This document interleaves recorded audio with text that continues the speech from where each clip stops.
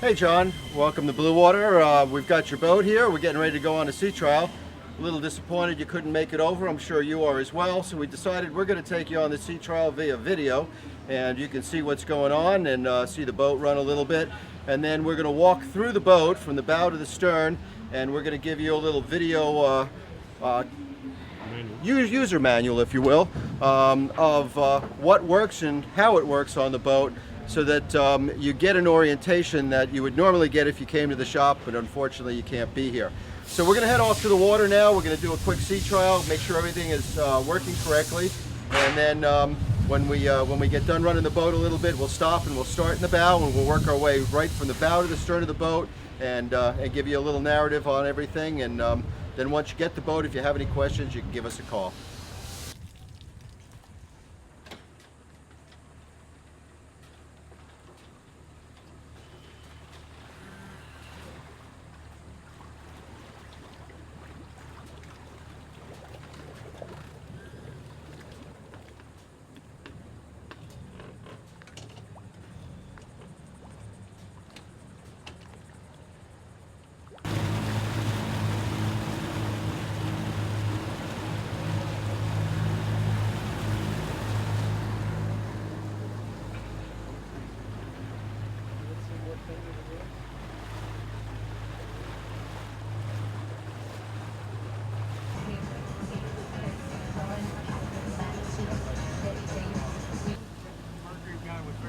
For more information, call 561-238-3030.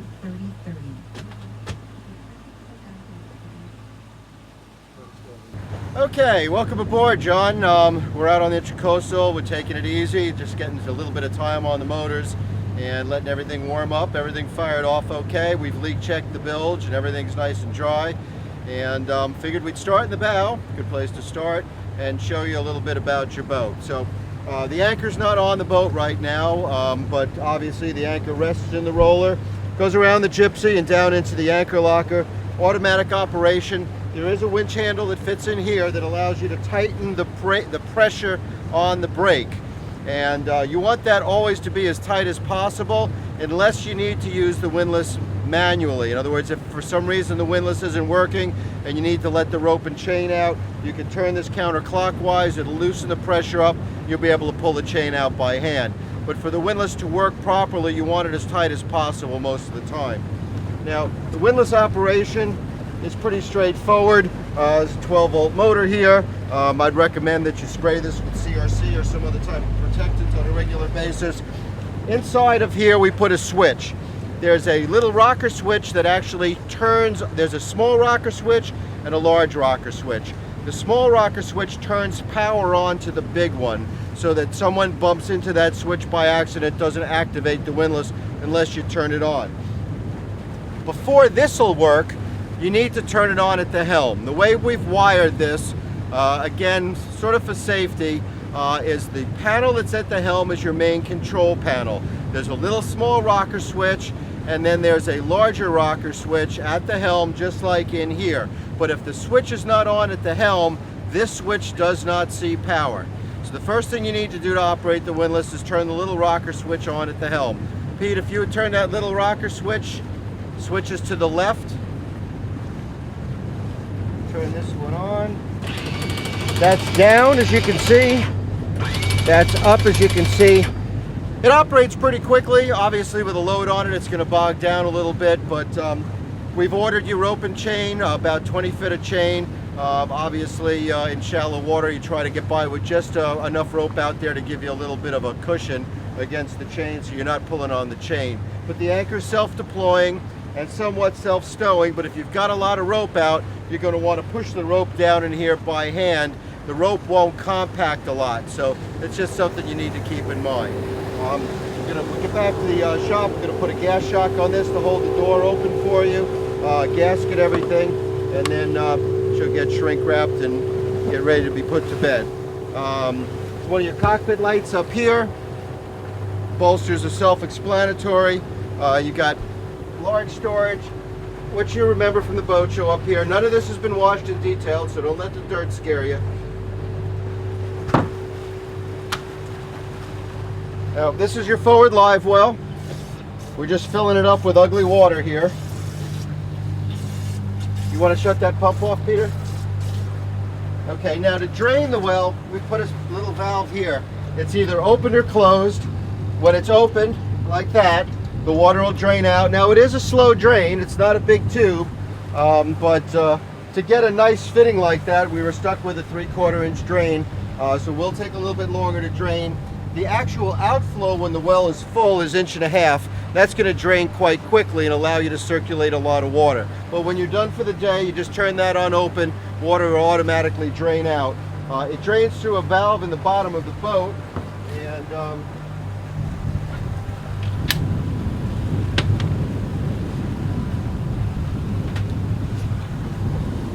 this valve here on the floor is both the bait well drain when you're draining the water away at the end of the day, and the overflow drain. And when the valve is pointed forward like this, the valve is opened. It's a 90-degree turn to the right, and that'll shut it down. And we just put a little access hatch there to make things simple. As long as we're in the console here, might as well give you a little orientation of what's going on in here. Lots of stuff, as you can see, but it all makes a lot of sense. Hopefully a little explanation will help you out. These are your main harnesses. These bring all the power from the switch panel and from the back of the boat. They're all quick connects. They're all waterproof, and you should never have to bother with any of this. This is the relay, the reversing relay for the windlass. This is the circuit breaker for the windlass. Now, normally there's going to be a panel that covers all of this, and you won't see this. But if the windlass did not work, it may be because this little breaker is blown. And if you overload the windlass, it's going to pop this, and it's just a safety to keep the wires from getting hot. When this thing is pushed up into position, the system is operational. So reversing solenoid breaker, that's your windlass. This is your depth sounder box. Depth sounder transducer is hooked up through here. All your Garmin fuses are right here, so if you ever blow a fuse in the Garmin, all your stuff is right here, easy to access. We put the charger here. Generally I try to hide these things, but this does have some idiot lights on it that I thought you'd want to see. It can help you to diagnose how the batteries are charging. Each battery has a fuse on the charge lead. There's 3 of them. It's a 3-bank charger. The outboard batteries are your start batteries. The group 31 in the center is your house battery. And again, each yellow fuse on the battery is coming from your charger. It's fusing the charging leads. You also have 2 other fuses on the start batteries, 1 on each. This is the Mercury Smart Power Switch. If this fuse is blown, nothing's going to work on the Mercuries. So you got to make sure that you keep a spare one of these. I think they're 10 amps, but you might want to check them. But anyway, these fuses, 1 on starboard, 1 on port, actually send the power to the junction boxes, which are located right up here. And these junction boxes control the gauges and control your shifter. These are the 2 engine modules, 1 starboard, 1 port. These are the actual boxes that control the shift and throttle, but they do so through these junction boxes, and the junction boxes get what Mercury refers to as clean power directly from the battery, so there's no electrical interference. Now for the charging system, we use 2 isolators. And we did it this way because it keeps things very, very simple for you. There's really not any management necessary on your part. The alternators from each Mercury motor come directly to these isolators on this center post.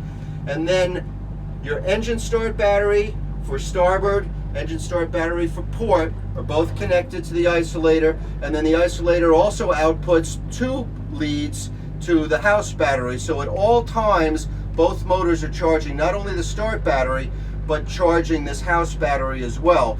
And the nice thing about the isolators is they're just that. They isolate the charging current, so we can actually feed 2 charging sources to the house battery, which, as we both know, is going to be the most stressed battery on the boat. So it's getting the benefit of both motors when they're running, charging things up.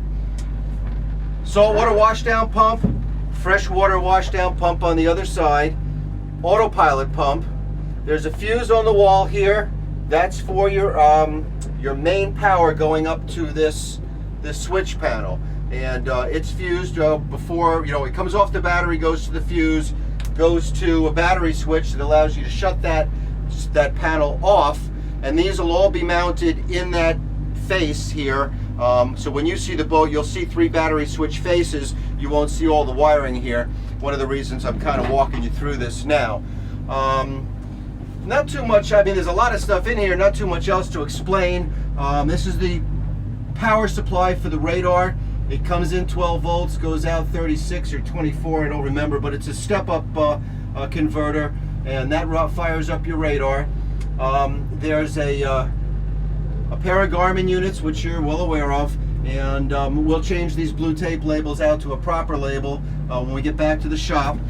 The NEMA 2000 network is here, and we've labeled every function. So in this case, you've got your starboard 8212, your port 8212, the electric compass ball for your autopilot, the GPS antennas, and there's 2 of them. If one fails, the other one will automatically come up and fill the gap.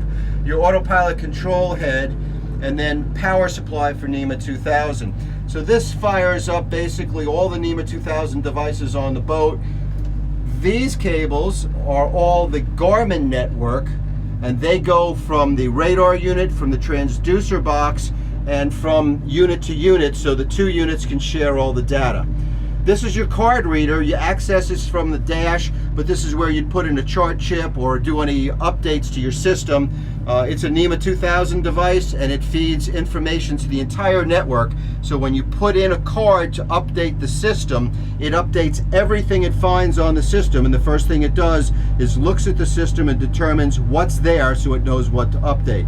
Before the boat leaves our shop, the entire system will have current technology in there. We'll do an update ourselves, but you might check Garmin's website every couple of months and see if there's anything new. Your system will not stop working, but they do come out with new stuff, and sometimes it's nice to have it on the boat. So that's about it in here, other than this item here, which is your electric compass ball. And you know, that you should keep metal objects and obviously anything magnetic away from that. So if you do store stuff in here, try to make sure that anything that's metallic or would have a field that would affect that compass, kind of keep it away. 2-3 feet is generally a safe distance. There's a light in here. It just switches right here. And yeah, I think that's about it. Obviously, once you get the boat, if you have any questions, you should give me a call, but I thought this might be helpful to at least identify the major components and give you a little jump start on what's going on in here. Okay, basically, this is master control. Everything here is somewhat self-explanatory. You've got your touch screens. They all power on and off together. Pinch and zoom. Oops, not on the radar. Let's go home here a second. We'll go get a chart.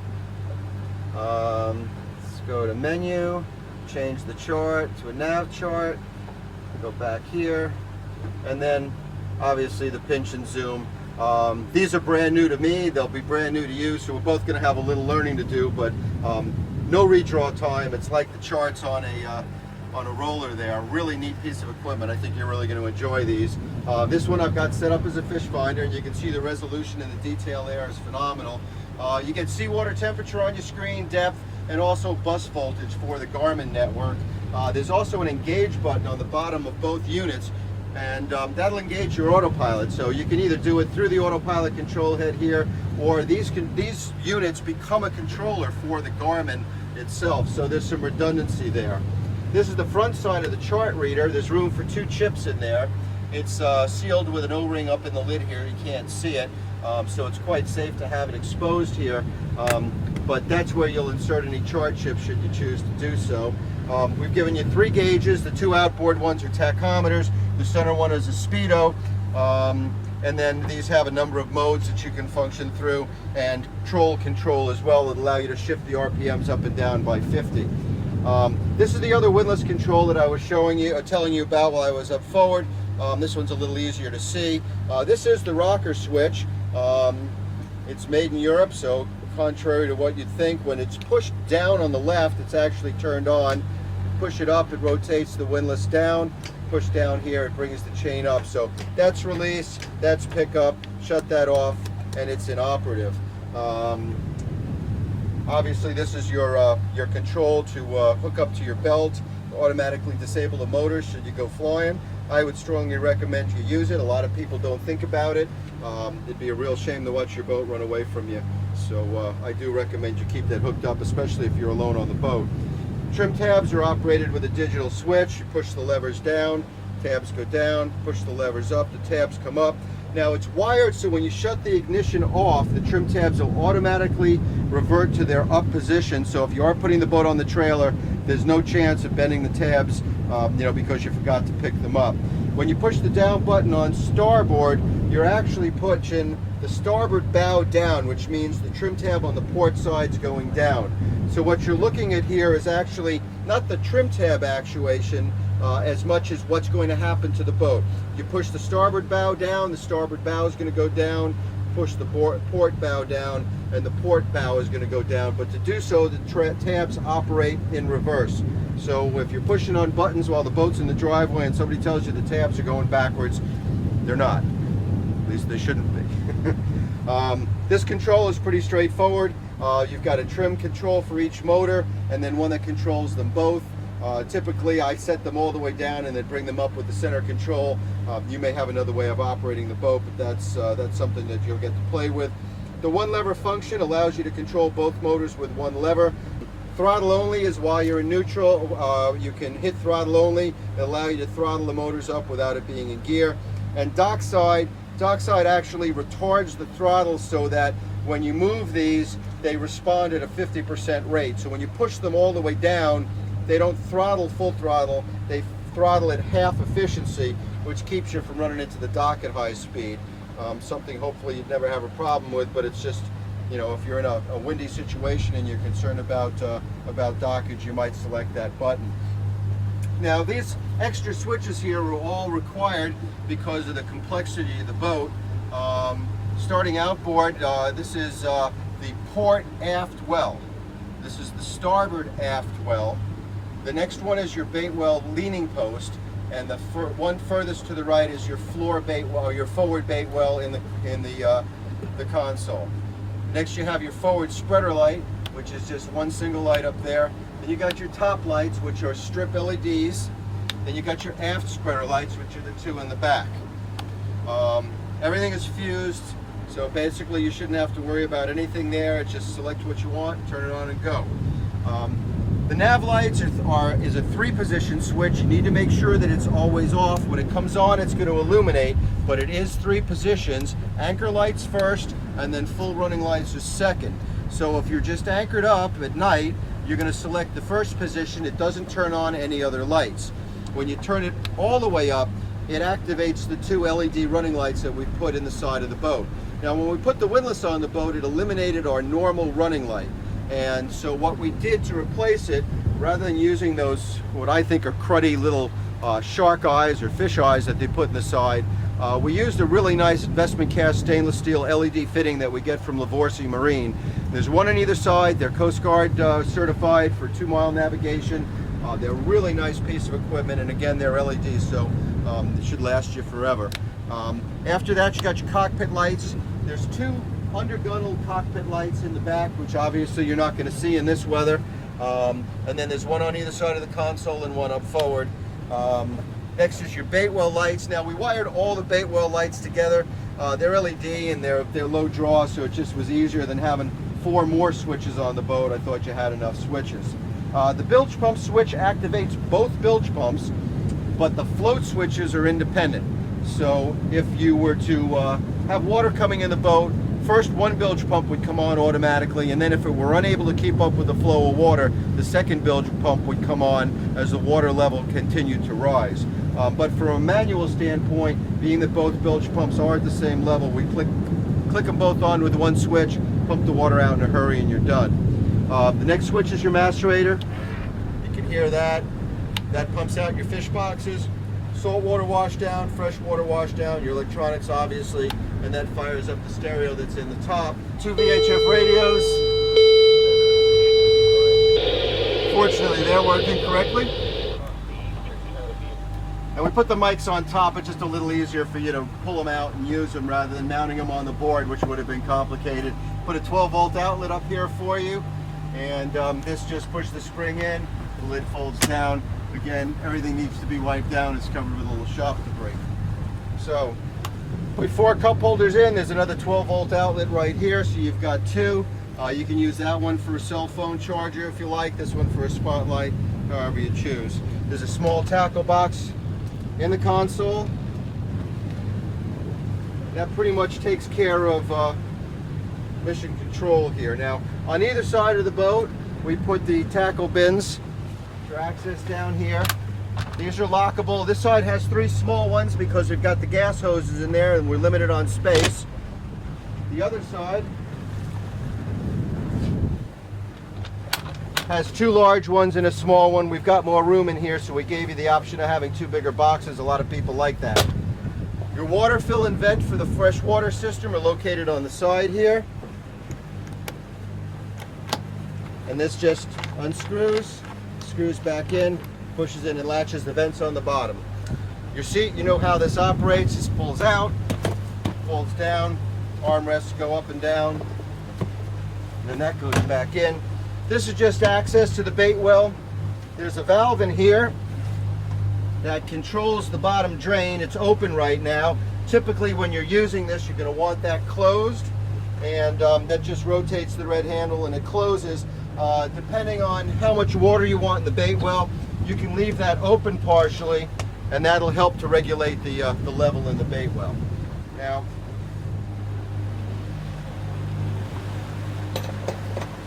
on either side of the on either side here, we've got some additional storage, a couple more tackle bins here.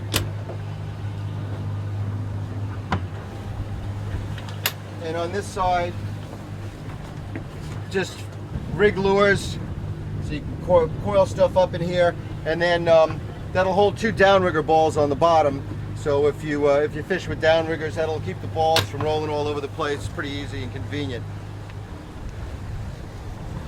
The live well back here is pretty self-explanatory.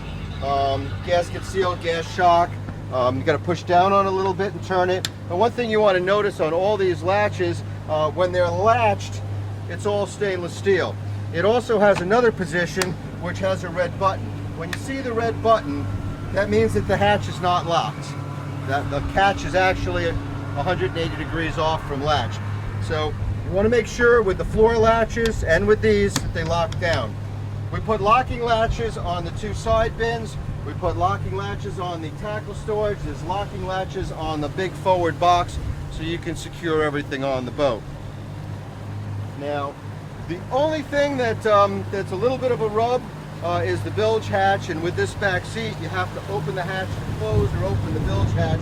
It's not the end of the world, but while the bilge is open, let's have a quick talk about what's in here. I think I sent you a picture of the sea chest, but anyway, this is it filled up with unfortunately ugly brown river water. If you do get air in it, this valve here will open up and let you pump the air out. It just kind of burps the unit so it stays solid with water. But as you can see, it's completely filled. All the pumps are submerged to keep them cool. They'll last forever like this. You're going to get a little cavitation under there every once in a while from a boat going by and whatnot. If you get a buildup of that, then obviously you can burp it off. That's your main feed for this unit, and that shuts off at a 90-degree angle. This is your saltwater washdown hose, and that goes up into the console. Those are your 2 float switches, and there's actually a little lever on them right here that you can verify the operation by pushing it down, and one on the other side. 2 bilge pumps. That's your 1 kW through-hole transducer, and it is a tilt transducer, so it's sending the signal straight down even though it's mounted at an angle.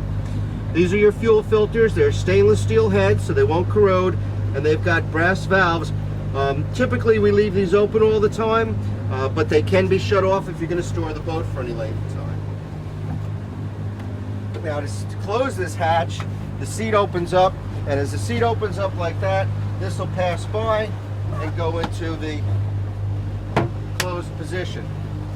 We were able to get this hatch in the back here. It's not something that you're going to access very often, but you're showing the video camera under there. It'll give you access to some of the rigging components in the back here. There's not a lot you got to get in there for other than routine maintenance, a spray of some CRC, but rather than trying to climb through the bilge hatch, as long as we were able to get it so you can open this, we felt you were far better off having it than not. So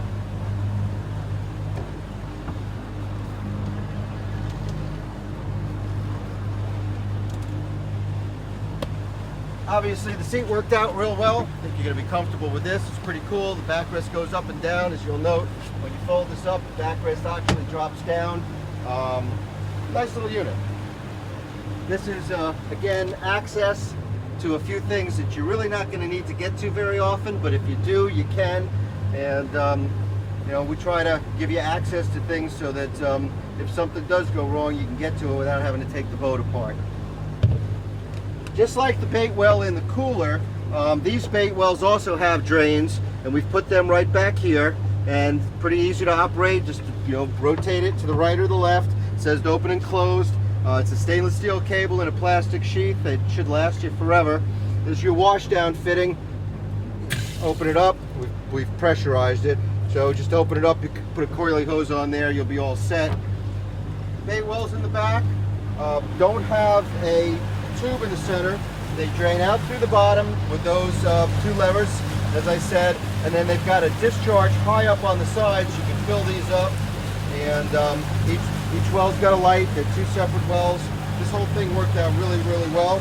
I'm real pleased with it. I'm proud of the way it came out. Hopefully you'll like it and it'll work out for you. And then these close down, latch, and you're all set. Couple of maintenance items on the back here. This is all pretty straightforward stuff. Again, all this nice stainless stuff should be given a spray of CRC from time to time. You want to give it a good freshwater wash down. These plates that cover the Armstrong bracket, these go on with a screw fastener.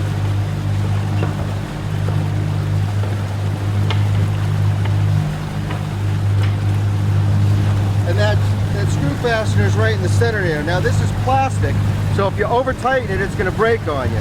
So you can also see there's a circlip here that keeps it from being unscrewed too far. There's a nice big rubber gasket on here. It doesn't take much to seal it. There's really no reason to get in here, but if you have to for any reason, when you put it back down, turn this until you feel it comes snug. As soon as you feel it comes snug, give it a half a turn and stop, and you're good to go. You got your 6-rod rack on the back, one in the center. This thing is really robust. It should be fine with it. Just be careful. The motors will not clear when they tip up all the way. So make sure you or whoever else is operating the boat, when you pull it out of the water, when you go to trim these motors, you don't tip it up too far and do some damage to the cowling. They're awful expensive, and you're not going to be a happy guy scratching your new boat. Because we eliminated the freshwater sink in the back, we put a freshwater spigot over here. And this is connected to the freshwater tank. You can put a coily hose on there, you can put a shower hose on there, whatever you'd like to do, but that's your fresh water, and there is a tank on the boat for the fresh water. I showed you the fill board a little bit earlier. And I think that pretty much covers the boat. I'm sure you'll have questions once you get it, but I'm a phone call away. But hopefully at least this will get you through the worst of it and give you some knowledge about what's going on without having to scratch your head when it gets there and goes, geez, there's an awful lot of stuff in that console. What does it all mean? So we're going to turn the boat around now. We got a little bit of time on it. We're going to pop it up on a plane, and then we're going to head home and wash it down, shrink wrap it, and send it back to you.